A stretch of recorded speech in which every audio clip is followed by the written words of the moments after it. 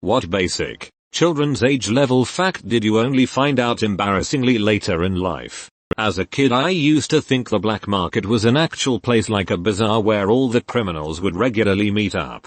Me too. I actually thought I went to a black market once when I was way younger and visiting London. All the stalls had black sheets, so I presumed this must be the black markets. I thought until the age of about 21 that when companies had a state next to their name, it was estimated that companies were started around that time. It was only when I voiced my disgust profoundly to my then partner that it was ridiculous that no one knew when these companies were formed. And why were they all estimated? She just stared at me blankly for a moment and just went, established penny dropped real hard. You have greatly improved my evening with this story. Face with tears of joy. When I was 4 or 5 my mother brought me home a balloon one day. Plain blue balloon with helium. I accidentally let it go and it flew away. Being little, I was devastated. Later that night she comes back from somewhere and tells me she was at the gas station and miraculously, my balloon just came floating by. Being a kid I was thrilled and totally believed it. So fast forward 20 plus years. I'm on a date and we stop to get gas and we see a balloon floating by the gas station. Probably hadn't thought of that story again in all that time. So I start telling my date the story about how I had a balloon fly away and then my mother found the very same balloon at a gas station, and then as I'm saying it out loud I realize, too late to not look like an idiot, that of course it wasn't the same freaking balloon. I've never seen someone laugh so hard. My mom told us that my dad was going in to set the hamsters free outside. I was telling that story to someone much later when I realized they had died. I was typing it just now when I realized he just threw them in the garbage, and the image I have of him driving to the dump to throw them away is a half-updated image from childhood of him freeing them. The last part is just from not thinking about it. I truly believed that for the longest time that hair grew from the ends of the strands, not from the scalp. When I was 13 I asked my friend who had dyed her hair what she was going to do when the ends grew her natural color. Didn't hear the end of it. My stupidity still pains me to this day. It would actually be more convenient to dye the ends, not the roots. My great-grandfather had half a pinky on his left hand and always said it was because he liked to use it to sop up leftover pancake syrup and had worn it down to a nub. This made sense to me because I'd seen him do that plenty of times. I was so embarrassed to be in college before I realized that was ridiculous and finally asked him what really happened. In reality, he and my uncle had been working in their blacksmith shop, and my uncle accidentally brought a sledgehammer down on his pinky. He didn't want to traumatize me with the truth as a kid, but by the time I asked, I was more than old enough to handle it. Faith rolling on the floor laughing. I was 23 when I learned I was allergic to apples. Someone was complaining about their throat closing up after smoking, and I responded with, oh yeah, like when you eat an apple. You can imagine how the conversation went from there. A friend of mine learned he was allergic to bananas when his mom asked why he didn't want one, and he said he just wasn't in the mood for a spicy fruit. We were at least teenagers. This happened to me but with avocados. Love guacamole and would power through the itchy, swelling feeling because, well, that's just how avocado makes your mouth feel. And my friend gave me the oh sweetie. My mom used to tell me the car doesn't start if the seatbelt aren't buckled. Didn't know that wasn't a real feature until I was 22. Yes, and please keep the truth to yourself around every child I drive places. Also don't tell them it's not illegal for anyone under 18 to peel a banana in a car. My grandpa never puts his seatbelt on and his car beeps at him, but he and my grandma just ignore it, I guess because if I'm with them I'm the one that tells him to wear it. Maybe they think cars just sound like that. Not me. But a friend of mine didn't learn that Martin Luther and Martin Luther King Jr. weren't the same person until college. Exactly. One was the other's dad.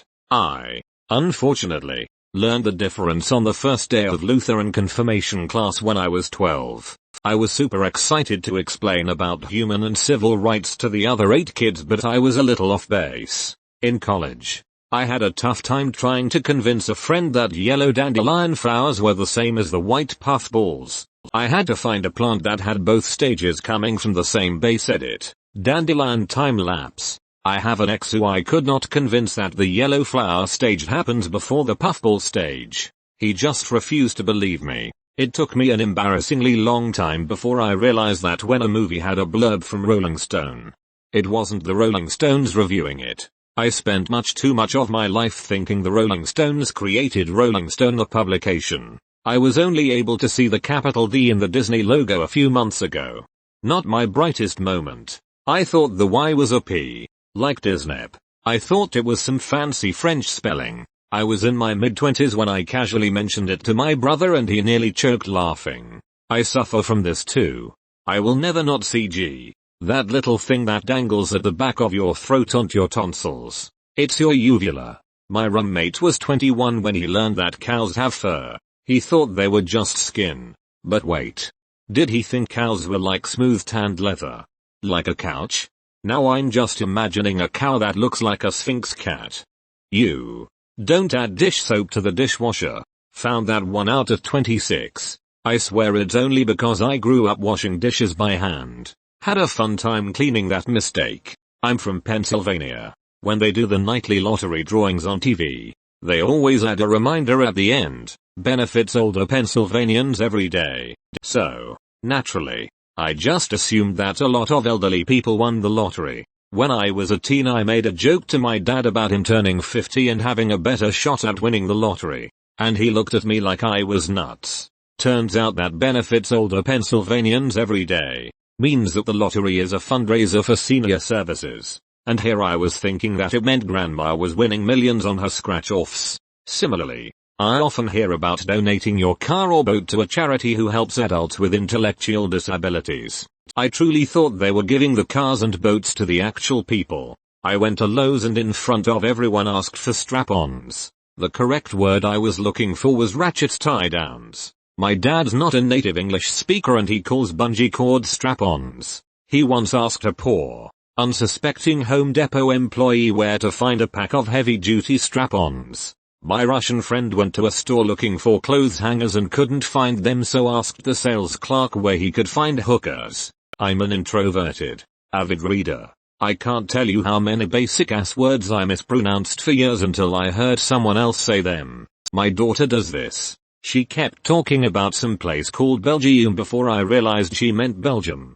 A few years ago I was searching for different classical pieces in Spotify, getting frustrated that every version Spotify had of works by composers like Beethoven and Bach were covers performed by modern orchestras. My idiot brain was looking for original recordings from the 18th century until it finally realized how dumb that was. New Realis from Tchaikovsky, the 2021 Overture. If you're interested, look up historically informed performance practice or something similar. There are a lot of orchestras and other groups that use period instruments and attempt to recreate the playing styles of the time. Tafel music comes to mind as a great place to start. And if you like opera, check out Philippe Jaroussky. Thought the former leader of North Korea was Kim Jong-il for an embarrassingly long time. I somehow managed to avoid hearing his name said out loud, or written in a serif font. Apparently, they're doing much better now that they're led by that Kim Jong from the UN. I was watching the news once and the anchor kept referring to Malcolm X as Malcolm X. My 31-year-old girlfriend thought islands don't touch the bottom of the ocean. Can confirm this is a thing. Was a kayak surf snorkel guide in Hawaii and a staggering amount of people asked me how long it would take to swim under the island. A US congressman asked in an official hearing if too many people would cause Guam to tip over. I thought an axolotl was a fantasy creature that didn't exist. I mean, you can't blame me. Just look up a picture of one and tell me that doesn't look straight out of some fantasy movie. Fun axolotl fact. Their Japanese name is Upa Rupa, and is where the Pokemon Wooper gets its name from. You're right. It looks like something out of the Never-Ending Story movie. B. At least you are one of probably the few folks in the state province country who can spell and, hopefully, pronounce axolotl correctly. XD. My cousin's name. Growing up, we'd always called her Tori. Always that and nothing else. A couple years ago, well into my 20s, she's visiting and we go to a restaurant. My name's Victoria and I'll be taking care of you. My cousin says, oh neat. That's my name too. When I was a kid, I answered the phone when my Aunt Chris was expecting a call, then hung up when the person on the line asked for Christina. I dunno why, but I grew up thinking my Aunt Chris's full name was Christopher. So obviously, there were a couple girls named Ella in my grade. So on the first day of 10th grade in homeroom, the teacher is calling roll call. Is Allison, redacted, here? Here one of her best friends whips around in her chair and goes, your name is Allison? Right, double quotation mark. Reindeer are a real animal. When I found out about Father Christmas I thought that meant reindeer weren't real. I was very much an adult when I was very confused, and excited to see one in real life. Have a fun fact, both male and female reindeer have antlers. I'm from Australia, where we have a very summery Christmas. We still get the traditional images and movies, etc. plastered around the place, but we also grow up with a hot version of Christmas and assume everything else we see is a mixture of what the rest of the world experiences or is part of the magic and therefore not real. My husband is from England and we went back to visit his family a few Christmases ago. While we were shopping in the town square we visited a display to celebrate the occasion and I couldn't believe that I was seeing real actual reindeer that actually existed. Everyone around me thought I was crazy. But I was a kid again and all the magic of Christmas was real again. When I was young, I found a Doobie Brothers CD at a relative's. I asked my mom what a doobie is. She said it's a lady's private part and to never say it. I was 17 before I saw someone call a joint a doobie. So did your mom just not want to tell you the truth? Or did she really think that? This just reminded me of when I was a little kid and my sister asked our teenage babysitter if she'd ever smoked pot. The babysitter got this super shocked look on her face and said that that was a very personal question and you should never ever ask anyone that unless maybe you were married to them. I eventually figured out it's not considered a particularly personal question by most people, and thought my babysitter was a weird prude. I was well into adulthood when I realized she just didn't want to tell us she'd smoked pot. That woodchucks and groundhogs are the same animal. I was somewhere in my 30s. My state called them woodchucks. So I never made the connection when I was younger. I thought the same about pumas, cougars and mountain lions. I didn't know they were all one animal until I was in my 20s. Wait, what? My mother told me that if you swallowed gum it would stick to your ribs. I was in my second year of college in an anatomy class when it hit me that this isn't true. I was always told it stuck around for 7 years. I was probably in my teens before I questioned it. I incorrectly said the breast of it instead of the gist of it. I used that phrase in conversation for years until one day when I was nearly 30 got corrected by a Jehovah's Witness that came to my door and asked me if I ever read the Bible. I smugly replied I got the breast of it. One Redditor claimed that for a long time, Francis Bacon, and so believed that it was some weird phrase that was too profound for him to understand. It's funny how we don't realize the mistake and just take some phrases for granted. Found out that jackalopes are not real and a creation from taxidermists and other folklore. Was absolutely mind blown and Scooby-Doo betrayed my younger mind.